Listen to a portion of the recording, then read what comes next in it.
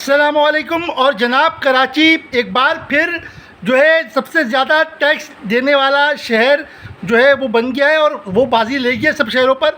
लेकिन माज़रत के साथ कद्दू कुछ मिलेगा, क्योंकि कराची से जमा किए जाने वाला टैक्स कराची पे नहीं लगाया जाता है, जिसकी वजह से यहाँ पर जो है वो रोडों पे खड्डे, साथ साथ जो है अपना पानी, बिजली, गैस के मसाइल, सही है, सफाई सुथराई के मसाइल, कोई सरकारी हॉस्पिटल में सही तरीके से काम ना हो पाना और बहुत से मसाइल इस तरह के शामिल हैं।